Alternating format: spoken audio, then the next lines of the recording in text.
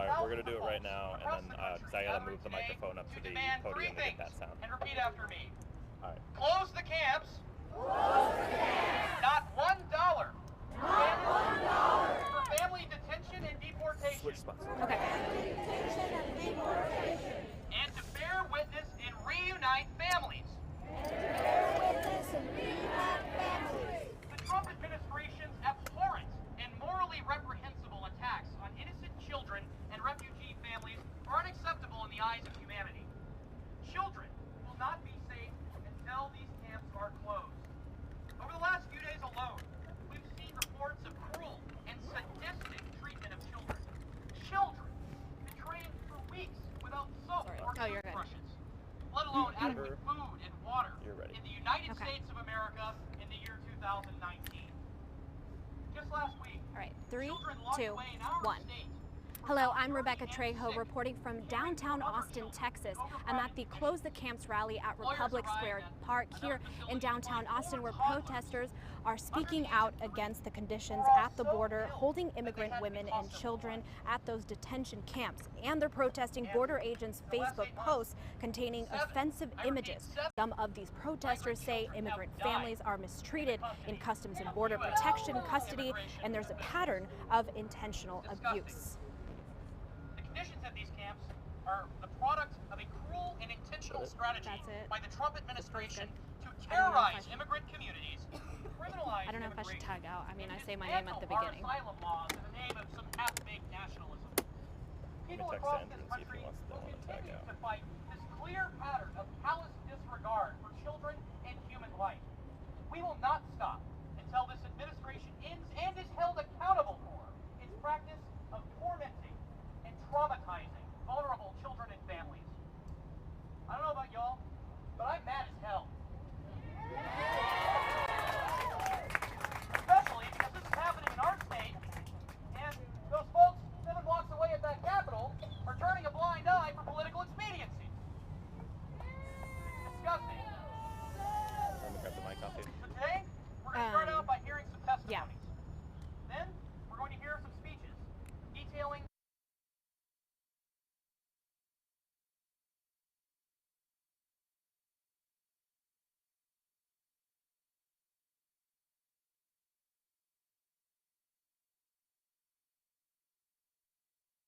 UNIM's member Andy Cadena read the names of 7 children who died in the hands of U.S. immigration officials. And for them, we will have a moment of silence.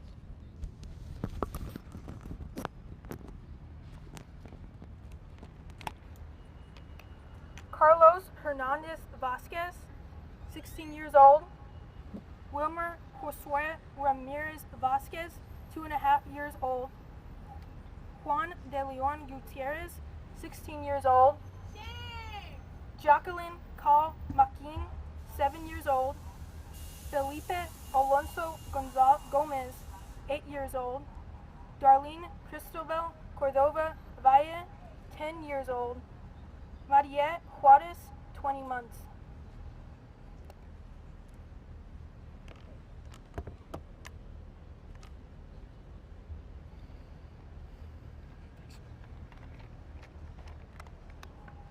Thank you. Rest in power. Amen. Rest in power. Now, Izzy will read us some testimonials of some children who are being held in one of these camps.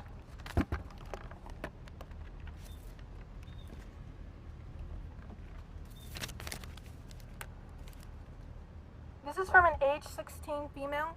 We are in a metal cage with 20 other teenagers with babies and young children. We have one mat we need to share with each other. It is very cold. We each got a Mylar blanket, but it is not enough to warm up. There are benches, but we cannot sleep there. Sometimes it is so crowded we cannot find a place to sleep, so they allow a few of us to sleep outside the fenced area. The lights are on all of the time. This is from an age 17 female. 3 days ago, my baby soiled his clothes. I had no place to wash the clothes, so I could not put them back on my baby, because when he went to the bathroom, his poop came out of his diaper and all over his clothing. Since then, my baby of only 3 months has only been wearing a small little jacket made of t-shirt material. I have nothing else for my son to wear. I have been told they do not have any clothes here at this place.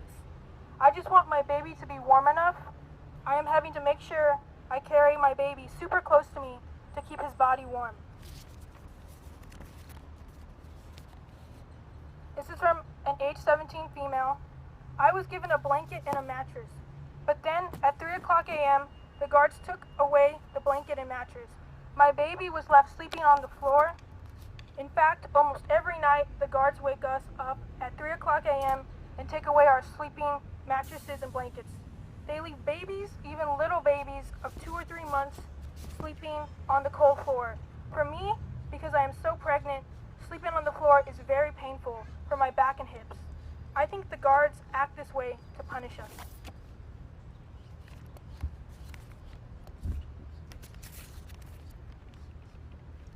Thank you, Izzy. For our first speaker today, we have a fierce advocate for marginalized communities, Travis County Democratic Chairwoman, Diana Limon Mercado.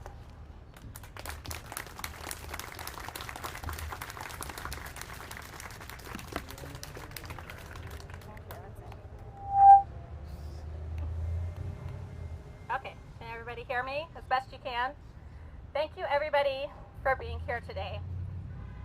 Like many of y'all, I am just emotional right now. I'm probably gonna cry, as I feel many people are right now. But our emotional hardship is nothing compared to the families that are locked up right now and to figuring out a way that we can best support them.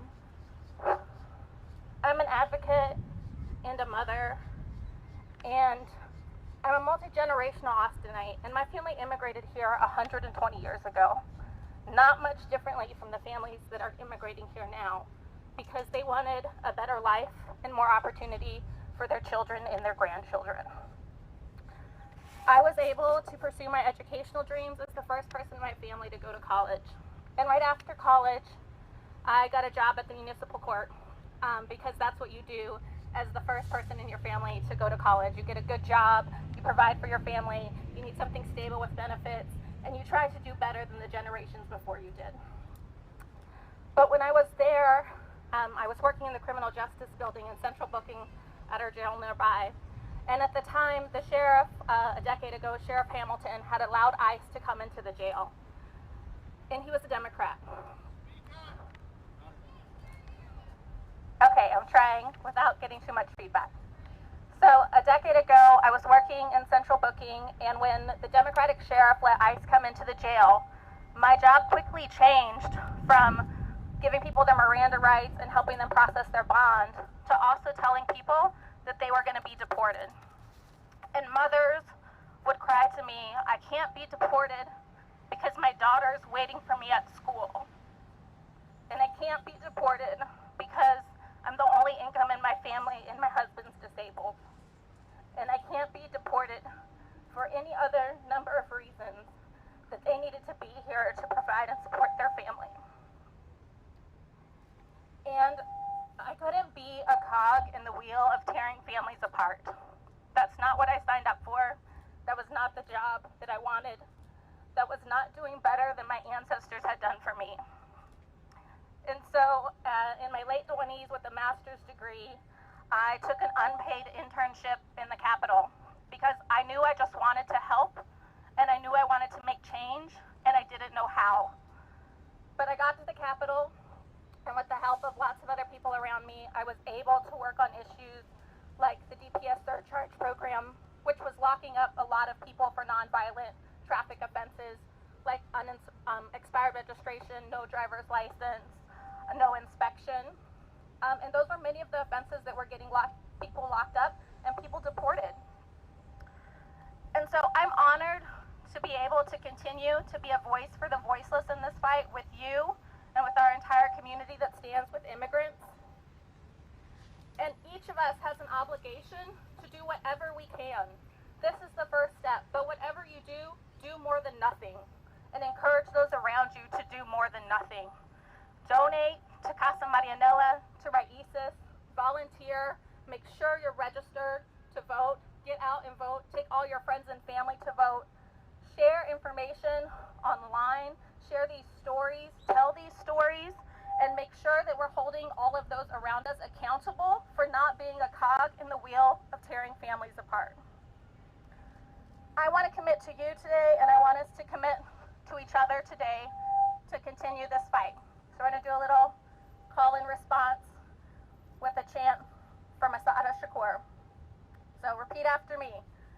It is our duty to fight for freedom. It is our duty to fight for freedom. It is our duty to win. It is our duty to win. We must love each other and support each other. We must love each other and support each other. We have nothing to lose but our chains. We have nothing to lose but our chains.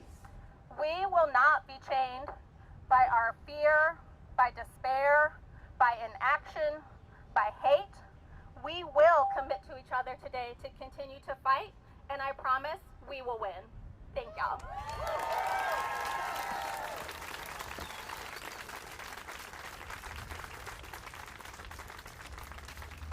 Thank you, Chairwoman Mercado. I know I yelled at some of our elected officials earlier, but there are some good guys who are up there in Washington fighting for us. One of them is Congressman Lloyd Doggett. Let's give it up for Lloyd. Well, unfortunately, he was in San Antonio today to conduct a town hall on this issue with Joaquin Castro. Luckily, members of his office, including Diana Gomez, have come to read a statement from the congressman.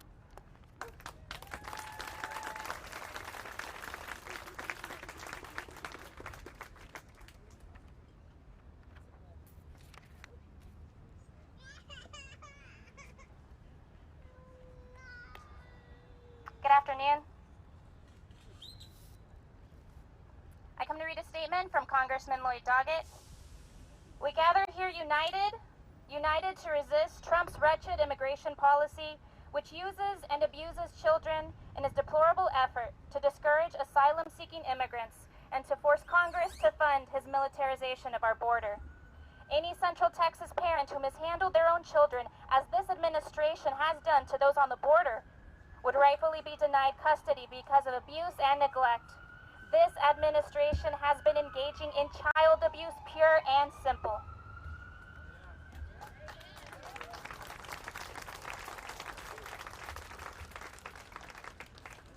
Last week, along with the Congressional Hispanic Caucus, I strongly opposed the appropriations bill because it failed to establish effective restraints on the lawless president administering these federal monies.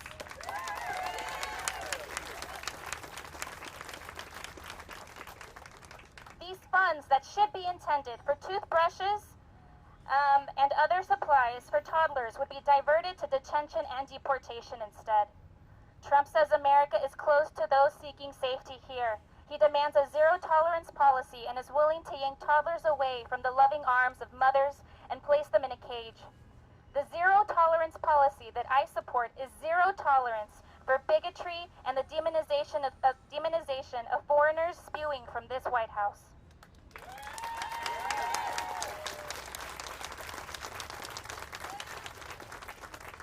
We demand zero tolerance for using cages to keep children as hostages. Trump is already building a wall to divide parents and children, wrongfully using their love as a weapon. Our hearts are with these families experiencing the pain of separation, aware that because of Trump's indifference, some children may never be reunited with their parents. Let's stand together to reunite families, protect the most vulnerable, and make every effort to hold Trump and his Republican congressional enablers accountable.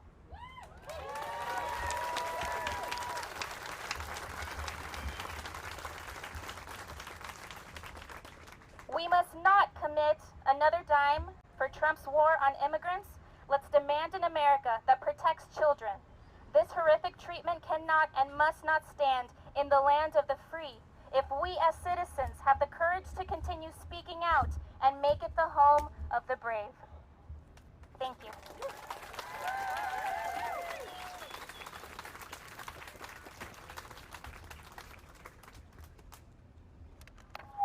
Thank you, Ms. Gomez.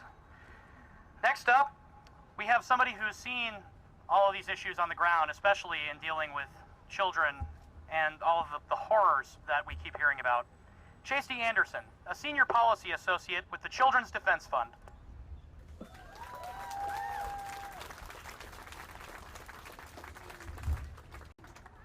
Hi, good afternoon, everybody. Can you hear me in the back?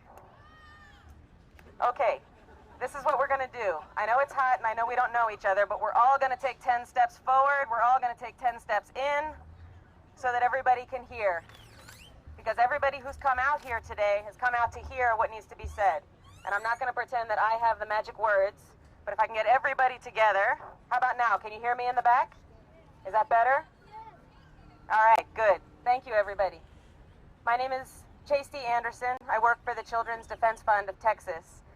CDF, Children's Defense Fund, CDF is a national organization with a state-based office here in Texas where we've been working for 20 years to protect the rights of children to any number of things that they have rights to. We have been involved in the family detention fight for the last several years. We, along with Raices, co-lead the Family Detention Coalition, which is the national coalition of organizations who are working on this issue. The other day, I mentioned, they said, "How was your day at work today?" And I said, "Oh, it wasn't too bad. I only cried 2 times today," which was, you know, a little gallows humor to get you through it all. And she said, "I just don't know how you do this. I can't look." She said, "I see the pictures and I see the headlines and I can't look." And I'm here today, first of all, to thank you all for looking, because we cannot look away. The Trump administration is counting on us looking away.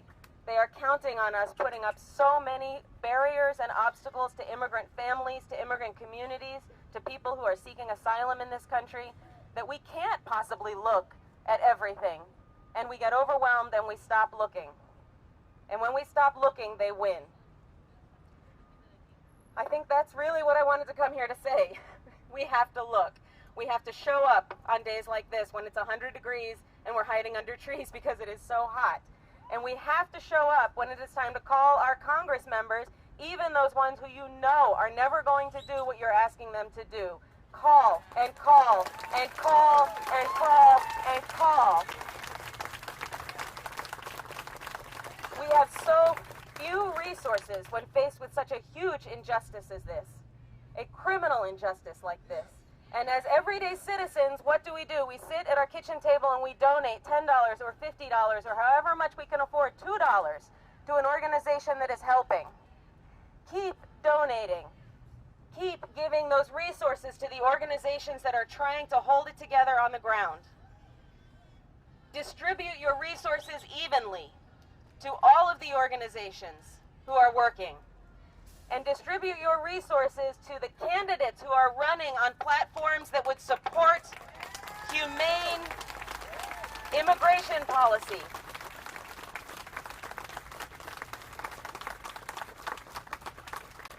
It's a hot day and I could talk for 6 hours, but I'm going to stop because there are a lot of people who have very important things to say. So thank you all for being here. I appreciate you so much. Thank you for joining us in this fight. Hey, Renee, how are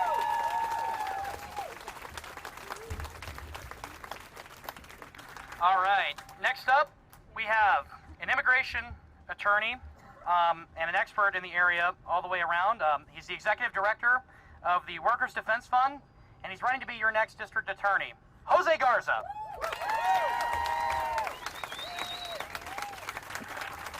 Can you guys hear me in the back? Look, our immigration system in this country is broken. It is broken and children are dying and families are being torn apart because of it. My name is Jose Garza and I'm the executive director of Workers' Defense. And for over 10 years, Workers' Defense has been fighting side by side with our members to build power for immigrant families across the state. Thank you. But right now, our immigration system is broken. And it's broken in part because it is illogical. It doesn't make sense. Immigrant families pay billions of dollars in taxes in this country every year. They make our economy strong.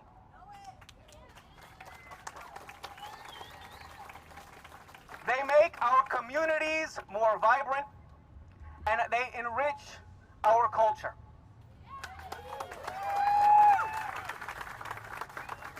And so how have we rewarded these incredible contributions?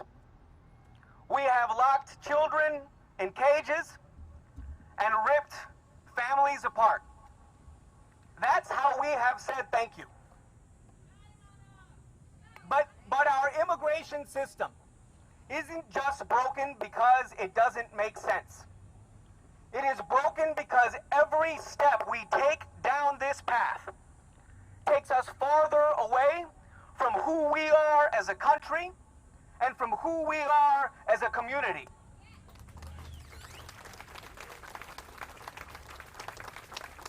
The story of every one of those families is our story. It is my story. It is your story. At the turn of this century, at the turn of the century before, there was a revolution that erupted in northern and southern Mexico.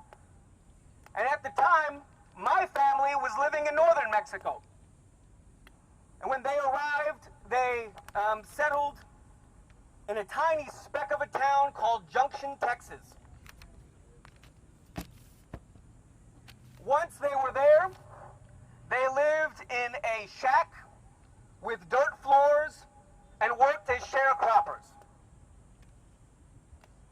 But my grandfather enlisted in the army, and he served his country, and he fought in World War II. And when that war was done, he put 8 kids through college working in the Texas construction industry.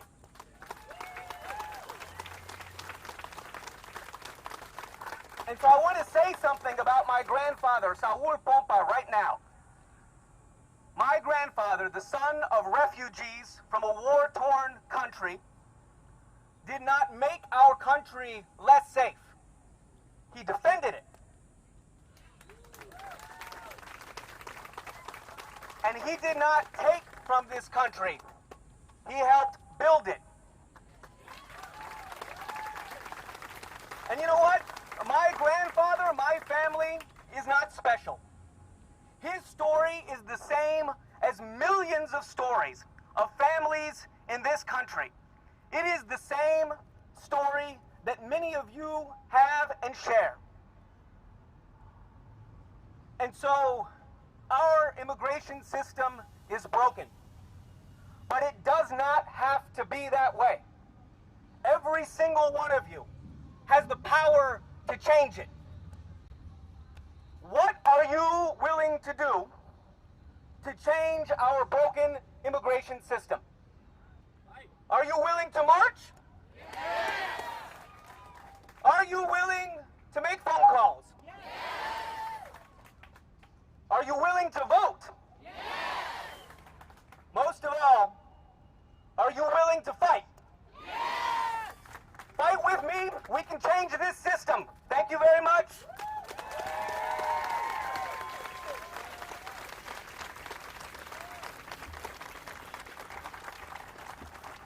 Thank you very much, Mr. Garza. Next up, we have another great elected ally of ours, Austin City Councilman Pio Renteria.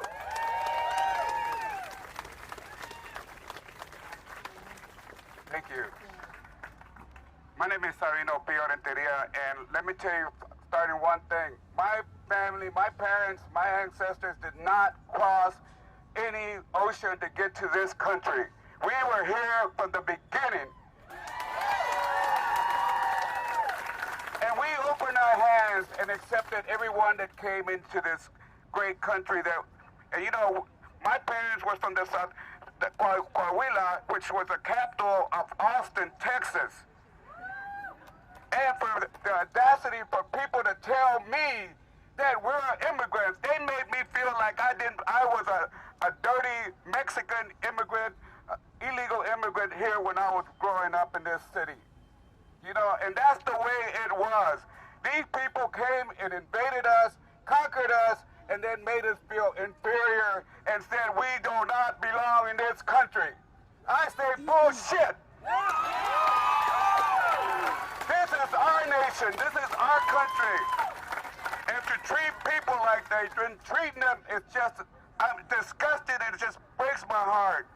It is criminal.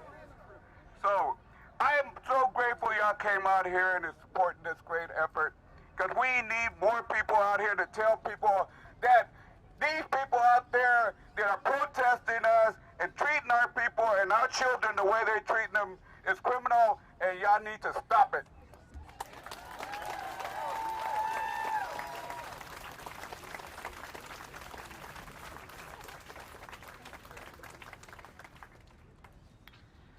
Next up, we have an immigration expert and someone who's been on the fight all the time. Pooja Sethi, immigration attorney.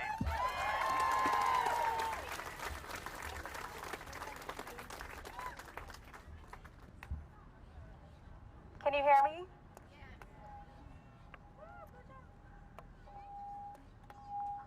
On August 14th, 1947, the British created a partition between Pakistan and India that resulted in killing over 2 million people and displaced 14 million more. My father was 6 years old at the time. One morning in undivided India, he was taking a bath, and my grandmother at that time, just a 20-year-old girl, ran in and grabbed him with a towel.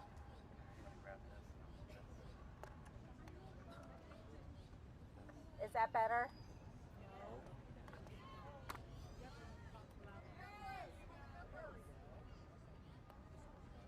Is that better? Shout. You need to push it. My father was 6 years old at the time in India. My grandmother, just a 20-year-old girl, ran in and grabbed him with a towel. Gangs were coming in to attack our family. She, with my father in her arms, left the house and started running down the street. Her husband, my grandfather, said he would come right behind them. He just needed to grab some belongings. My grandfather was never seen again. My grandmother, now a single mom, walked barefoot, carrying my father in her arms towards the Indian border. They stopped for water, but were scared to stop for too long because they knew they would get killed. They were hot, tired, and hungry, but they kept going for their life. Having left behind all their possessions, my grandmother and father slept in tents every single night on the floor. It was an extremely grueling journey, but after months crossed over to India, where they welcomed my grandmother and dad. In their new homeland, my father and grandmother were able to build a life together, with my dad eventually coming to America to study engineering. He met my mother, and they created a family with myself and my 3 sisters. A few years ago, in telling this story to a friend, I realized, in a very chilling realization, if India had turned away my father and grandmother at the border, as America is doing today, they would have been killed, and I would not be here right now. I'm an immigration attorney with my own law practice and nonprofit where I represent asylees, women who are victims of assault, and children pro bono. My grandmother's story was painfully popped up into my head recently as I was sitting at the Hutto Detention Center about 30 minutes away from here in Tyler, Texas. I was intently listening to a 19-year-old girl tell her story. She was from Honduras. She would often help, her parents would often help young children who were raped by gangs in Honduras. Her parents would go and help them deliver the babies. Her parents were killed. When she got news that her parent was killed, this 19-year-old girl grabbed her 7-year-old brother and they started walking towards the United States borders. It took them 4 months to get here. They hardly had anything in their possession. They came to the border holding hands and quivering, excited by the fact that they would finally be free. They would finally come to a country that would help them. They could smell the freedom that they prayed for so long. Arriving at the border after long lines, they were separated. The only family they knew, the only family they had, was torn apart by our people, our border, all of us here in America. This girl and her young brother were placed in separate detention centers, or as I like to call them, cages for children. The young girl sitting in her hard orange chair in Hutto shifted her body, looked up at me, her eyes brimming with tears, and just said, "Can you help me find my brother?" We haven't been able to until today.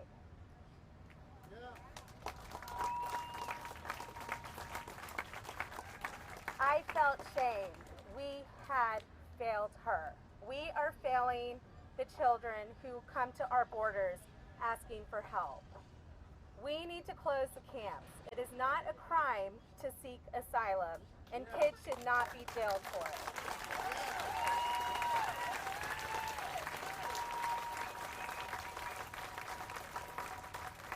We need to close the camps. Last year, over 7 children have died at the hands of America. Children are dying because they are not fed. They are not given soap to bathe. They're being detained longer, and they're being detained in higher numbers. We need to close our camps because of Carlos Vasquez, a 16-year-old boy from Guatemala who died from the flu in immigration custody. We need to close our camps for Felipe Alonso, an 8-year-old boy from Guatemala who died from a staph infection at the non-existent welcome mat that is our border. We need to close our camps for Jacqueline McQueen, 7-year-old girl who died in our Texas hospitals from a swollen brain and a failed liver. My grandmother knew what it meant to lose everything and flee to a strange country to save her child's life. They were lucky. The children at our borders are not. We need to commit to protect all our children in America. Write your officials, call your electeds, block walk for a candidate that cares about immigration. Ask our candidates, do they care? I don't hear a lot about immigration lately going on. We need to discuss this. We need to close these camps, and we need to do it now. Thank you.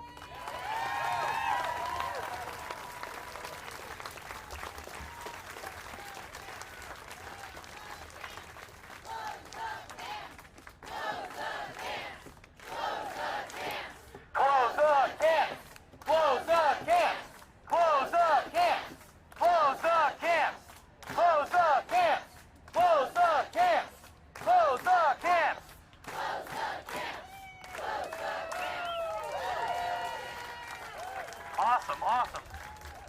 Now we talk a lot about what we're going to do in 2020, but next up, we got somebody who's going to be there for us. Somebody who almost got over the line in 2018, but we're going to push her over. Ladies and gentlemen, the next Congresswoman from the 25th District of Texas, Julie Oliver!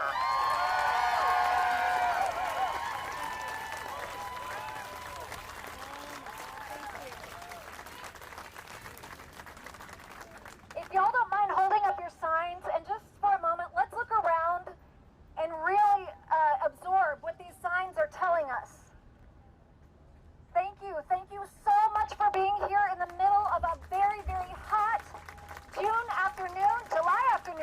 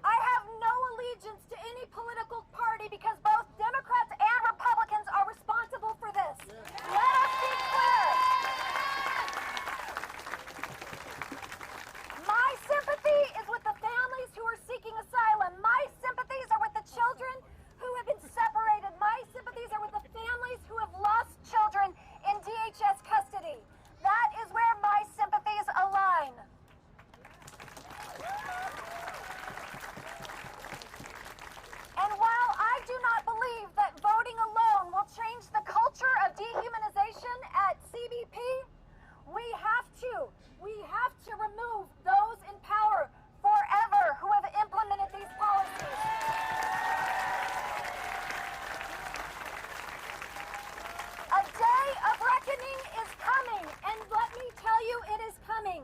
We will hold those criminally accountable who have profited, who have intentionally inflicted this intentional cruelty, and those who have condoned it. We will hold them accountable.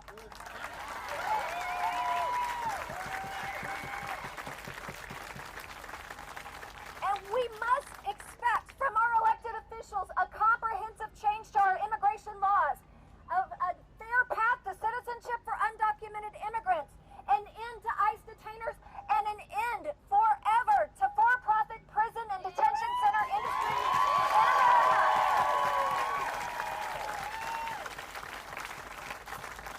We don't need walls, we don't need fear, we need an immigration policy that reflects our values, that reflects the values of freedom and hope and opportunity, not criminalizing somebody who's trying to make a change in their life and a change that represents life for them and their children.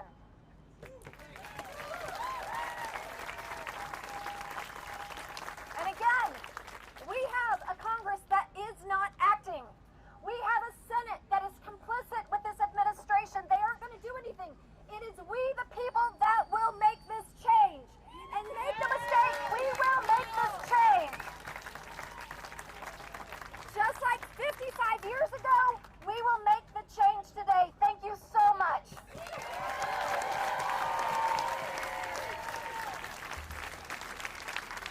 Can I get a don't be silent, ICE is violent? Don't be silent, ICE is violent? Don't be silent, ICE is violent? Don't be silent, ICE is violent? Don't be silent, ICE is violent? Don't be silent, ICE is violent? Don't be silent, ICE is violent? All right, thank you guys.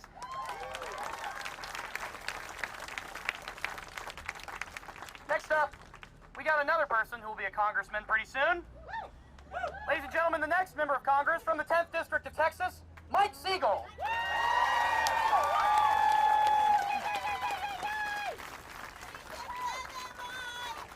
How y'all doing? Can you hear me in the back? All right, I'm Mike Siegel, and I'm here to stand with you, to stand with Move On, to stand with all the groups here, protecting families, opposing these unjust immigration policies, to oppose the torture of families and children, to say not in our name. How's that sound to you? Can you say not in our name? Not in our name.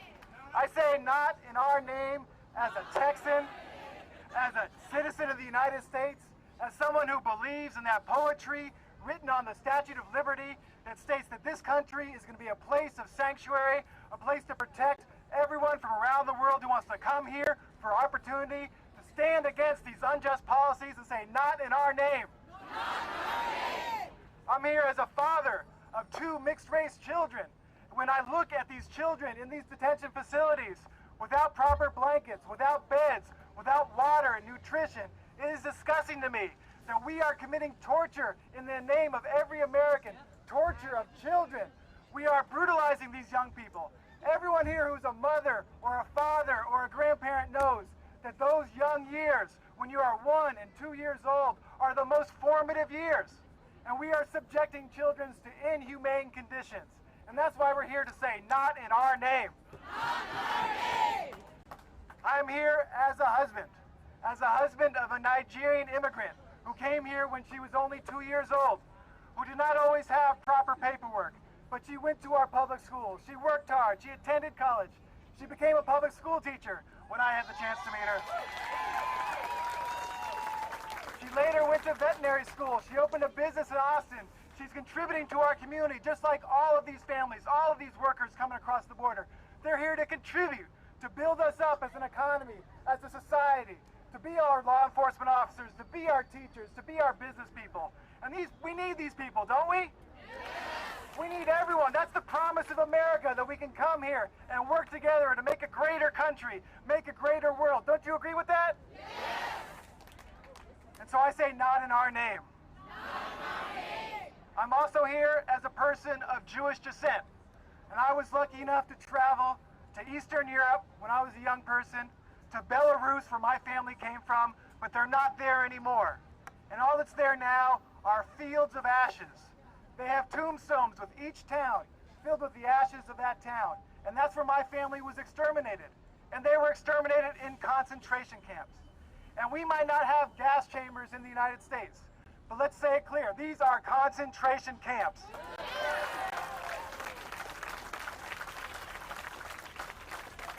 The American government, in our name, is destroying families, is destroying futures, and we need to stand up and fight back. Don't you agree? Yes.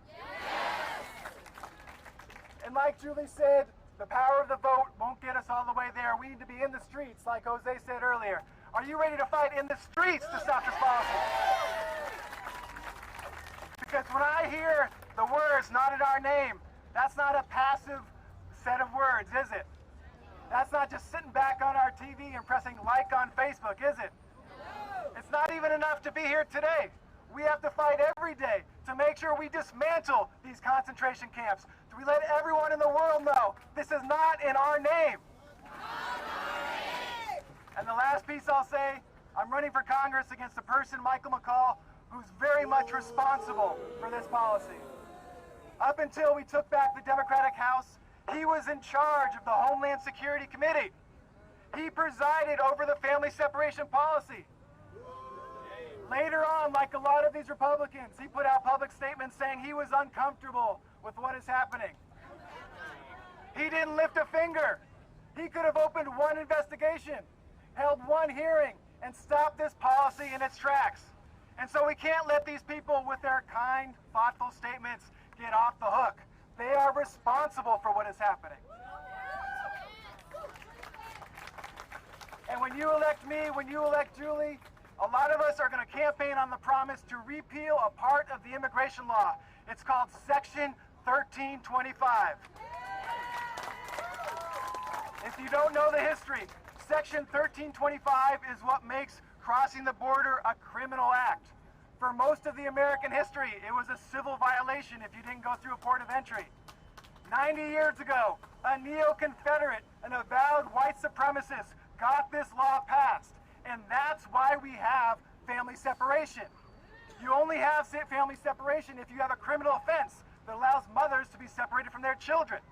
So we need to demand that every presidential candidate, every Senate candidate, every House candidate commits to repealing Section 1325. Are you with me?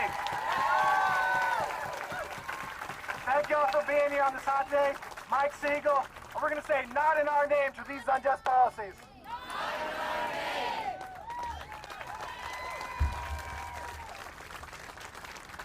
Can I get a vote 'em out? Vote 'em out!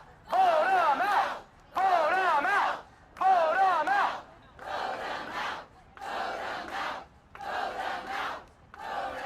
Wonderful, wonderful. Thank you guys.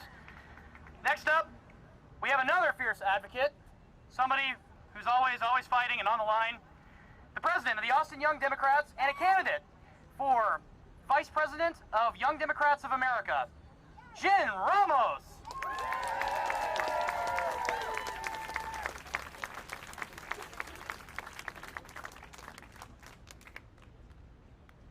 Hey everybody, how are y'all doing? First of all, I just want to say thank you for being here in this heat, because what we are suffering right now is nothing compared to the countless families that have been separated because they are trying to seek asylum and a better life in this country.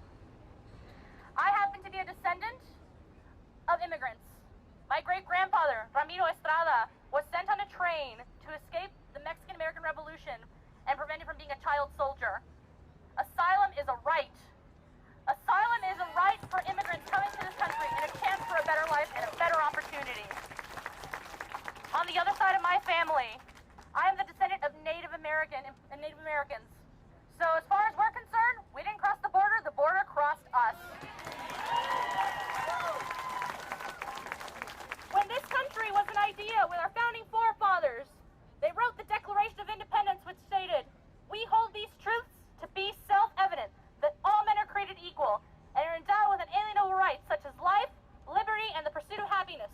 In case you didn't notice, citizenship is not a condition for life, liberty, and the pursuit of happiness. It's up to us and every person who is here and everyone we know to stand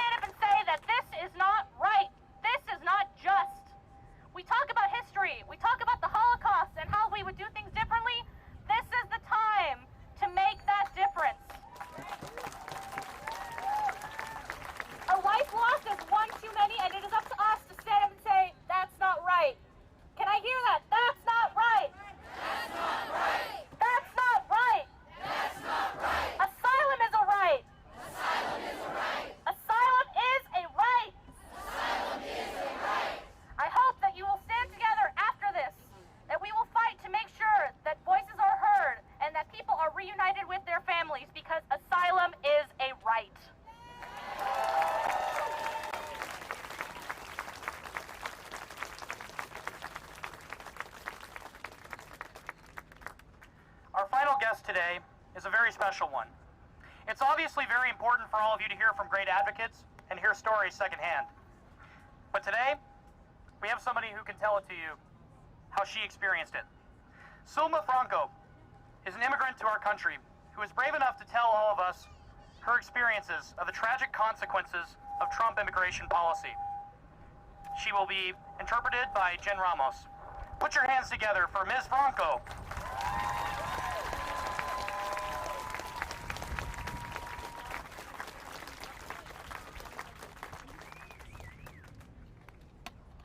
Hi everyone, my name is Sulma Franco. My first language is Spanish, so I would like to start in Spanish. Okay? It's okay? Okay.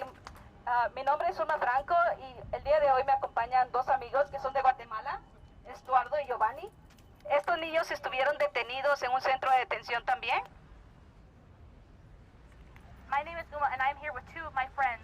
These two children were detained in the camps and they are immigrants from Guatemala. Quiero que le demos un fuerte aplauso a estos niños que están luchando por tener una buena vida, por tener un buen futuro y porque no son personas malas. I'd like you to give them a round of applause because these two children are here seeking a better life and seeking a better opportunity, and they are not bad people.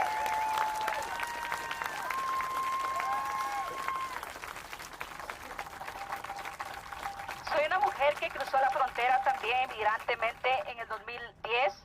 Estuve detenida por 4 meses en un centro de detención aquí a 40 minutos que se llama Hara. In 2010, I was a woman who crossed over the border seeking refuge and was detained in a camp 40 minutes away from here in Hutto. Después de eso, tuve un problema en el 2014 con un abogado que cometió un error en mis documentos y fui detenida nuevamente en un chequeo de inmigración en el 2014. In 2014, I had issues with an attorney who messed up my paperwork, and as a result, I was redetained in 2014. Estuve en 4 diferentes centros de detención y salí en el 2015 con una fianza de $15,000 que tenía que pagar a inmigración. As a result, I was detained in 4 different camps, and in 2015, I was released, owing $15,000 as a result of the immigration issues that I faced with an attorney. Después de eso recibí una carta a los 3 meses de haber salido de este centro de detención donde me decían de que tenía que presentarme a inmigración nuevamente y que iba a ser deportada. 3 months later, I received a letter in the mail indicating that I must present myself in court because I would be deported. Fue entonces cuando traté de buscar una solución y tomé santuario. Estaba refugiada en una iglesia por 2 meses y medio para poder defenderme de la deportación y todo el odio hacia la comunidad inmigrante. It was then when I decided to seek legal asylum that I was placed as a refugee at a church in order to be able to figure out my case and fight for asylum. Bueno, ahora quiero decir de que todo ese tiempo, ese esfuerzo valió. Ahora soy una activista ya con un mejor estatus y que trabajo para cerrar los centros de detención. Thanks to the work, I am now an activist and I'm able to seek asylum and fight to defend those also seeking asylum. Estar en un centro de detención es totalmente difícil. Estar encerrado 24 horas al día, 7 días a la semana, que alguien te diga a qué horas tienes que levantarte, comer, bañarte y dormir, eso es un secuestro. It was difficult to be detained 24 hours a day, 7 days a week, being told when to eat, when to sleep, when to go through my daily activities. That is a hostage situation. El gobierno se está lucrando con estas compañías no deberían de existir, estas compañías están lucrándose del sufrimiento, del dolor, de la separación de las familias. These companies are making ludicrous amounts of money trying to take advantage of the suffering of our immigrants. They are exploiting the values and suffering of our immigrant communities. Quiero que miren a los niños que tienen niños que están aquí a su lado. ¿Qué sentirían ustedes cuando un oficial grande viene y se los arranca de las manos? ¿Qué pasaría en su mente? I'd I'd like you to look at the children around you and try to imagine what it's like to have a superior officer take them away from your hands and take them to never be seen again. Un niño de 3, 4 años que esté gritando, llorando, papá, mamá, no me sueltes, no me dejes ir, ¿qué pensarían? A child who is yelling out and screaming, Mom, Dad, where are they taking me? Please don't let them. What can you imagine in that situation and having to listen to your children? Estas compañías deben de cerrar. Tenemos a una cárcel de mujeres que anteriormente fue una cárcel de familias que está a 40 minutos de la ciudad de Austin. At this moment, right now, we have a jail for women that used to be a jail for families, 40 minutes away from Austin.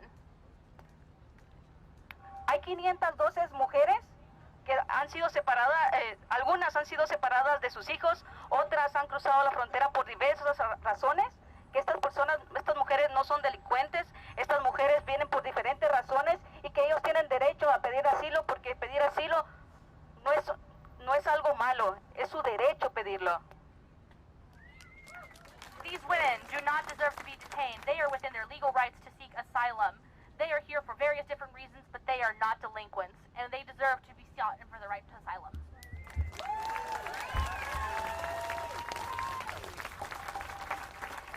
Este país ha crecido por el trabajo de mucha gente inmigrante, de hombres, mujeres y niños, adolescentes, que han trabajado para construir estos edificios, para hacer estas calles, para trabajar en restaurantes y hoteles.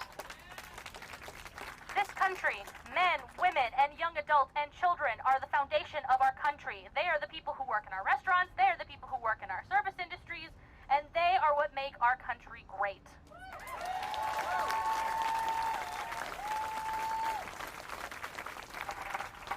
Ahora es el momento de los congresistas, legisladores, representantes que hagan su trabajo, que demuestren su poder y que cumplan todo lo que nos dicen cuando están tirando para su candidatura, así que es cuestión de que pongamos atención. It is up to our legislators, our congressmen, and our elected officials to stand up and show what they mean, to practice what they preach.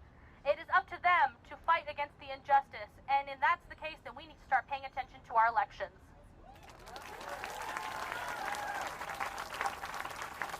Entonces quiero hacer un llamado a las personas que están interesadas en cerrar todos los centros de detención. Pueden buscarnos en las páginas de Grassroots Leadership, que es una organización que lucha para cerrar estos centros de detención que no deben de existir. Now it's a time to call to action for those who want to join us in closing these camps. Look us up on Facebook for Grassroots Leadership as an organization dedicated to closing these camps. Una comunidad unida jamás será vencida. Vamos todos juntos, aunque les cueste un poquito. All together. Una comunidad unida. Una comunidad unida. Jamás será vencida. Jamás será vencida. Una comunidad unida. Una comunidad unida. Jamás será vencida. Jamás será vencida. Libertad para mujeres y niños inmigrantes. Libertad para mujeres y niños inmigrantes. Podemos hacerlo mejor. Bueno, vamos a hacer otra cosa más sencilla. ¡Que viva la comunidad inmigrante! ¡Que viva la comunidad inmigrante! ¡Que viva la comunidad inmigrante! ¡Que viva la comunidad inmigrante! ¡Bravo! Gracias por venir.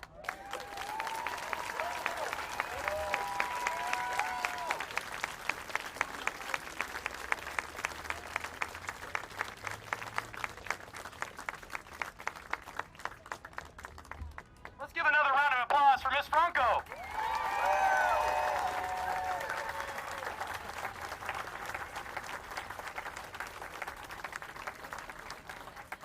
Now, before we all head out, I'm going to read the letter that we are going to send to all 38 federal officials in our state. To all members of the Texas delegation to Congress, it is unacceptable that there are thousands of children and families suffering right now in immigrant detention. Children are denied soap and toothbrushes, crowded into unsafe conditions, and are going hungry because they are not provided enough to eat. Separated from their families, they are subject to cruel and inhumane treatment that leads to lasting traumas, and some are dying in custody. or dying with their parents as they cross the Rio Grande. These conditions are the product of the Trump administration's cruel agenda to terrorize immigrant communities, criminalize migration, and dismantle our asylum laws. Today, the Close the Camps protests are happening across the country to declare that members of Congress must use all of their power to stop the atrocities now.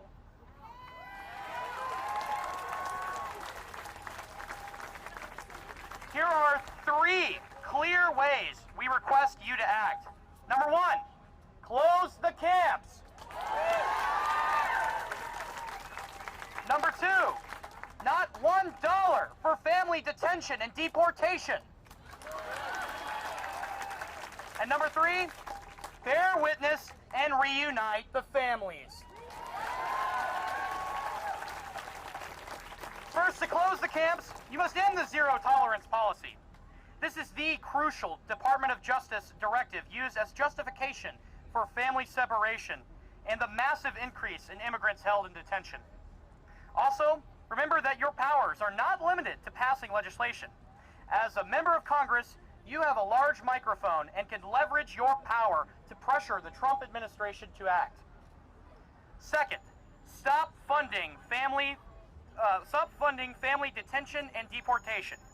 Kids and families do not belong in cages, and immigrants strengthen, not harm, our community. We must transform into a country that welcomes people with dignity and respect.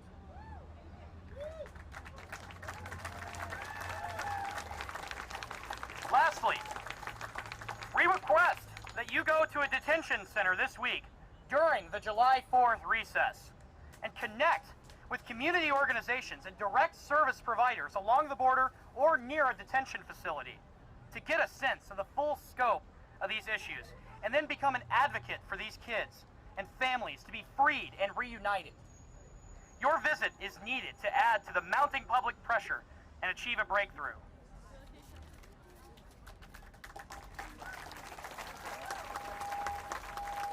Last December, dozens of partners, including the American Friends Service Committee, United We Dream, and hundreds of faith leaders from many traditions went to the border in San Diego to stand in solidarity with migrants seeking refuge.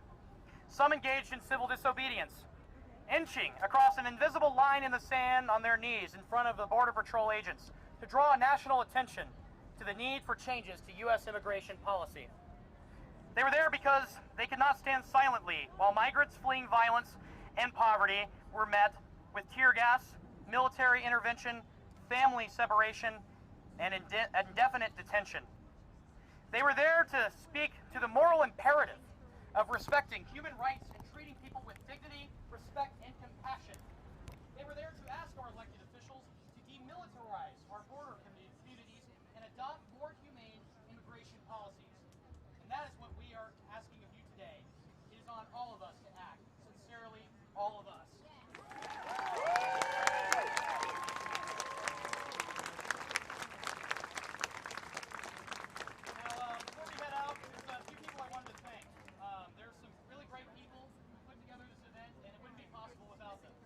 One would be my community director of University Democrats, Blake Beatty, who God knows how many phone calls. Another would be Jen Ramos, who helped us find all sorts of speakers and all sorts of other things. Ryan Rush, Stephanie Bullock, Julie Gilbert, and the Travis County Democratic Party.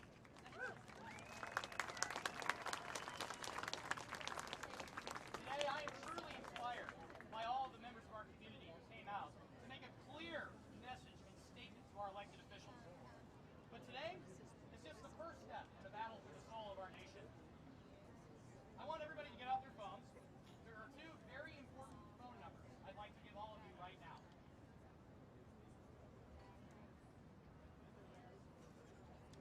All right, the first, 202-224-2934.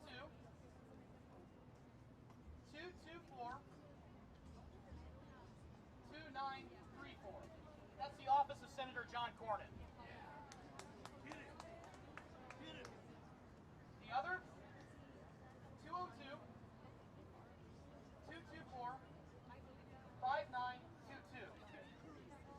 Yes, sir. That's the office of Senator